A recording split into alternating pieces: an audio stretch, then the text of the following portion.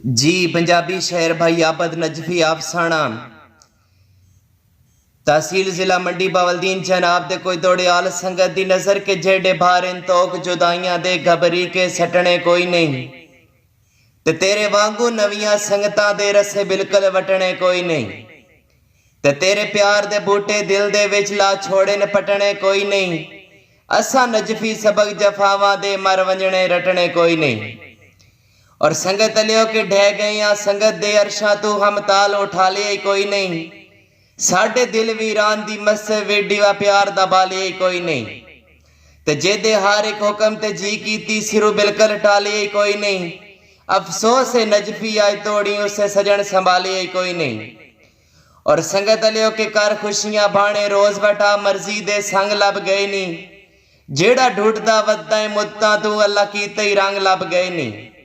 ते साडे नाल तां गुरबत बहु कटी हुई हुण सुख दे डंग लब गए नी दिल आइयां नजफी रज के कर क्यों जो लुटन दे डंग लब गए नी ते तुसी हाय शाहजोर ते हस्तियां ले थोड़ी सजन उचेरी जात आई शौकीन है सिर्फ मनाफियां दे ओदे घाटियां दी सौगात आई ते मैं हम इकलापा थोड़े मगरों कुल दुनिया ते कायनात आई तुसी नजफी अमन दे आदि आए मेरी जिंदगी पुर सदमात आई और संगत लियो के जड़े आदे हिन असा तेरे हाँ डले बखत ते गहरा नाल हो गए बड़े भरम बड़ाए हिन जग ते मैं एक लाजे विच पामाल हो गए ते जिन्ना सजना बाजू नहीं निभदी ओ सजन भी डिठिया साल हो गए सजना तू निखड़ के जींदा हाँ केड़े नजफी यार कमाल हो गए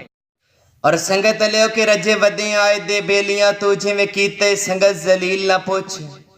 ते साडा दिल आतम ताई वर्गा जिवें निकले सजन बखील ना पुछ ते पुछ नहीं रोदाद गरीबी दी किवें सड़े खून असील ना पुछ सान वतन भी नजफी राज ना आए परदेस दी कैद तवील ना पुछ।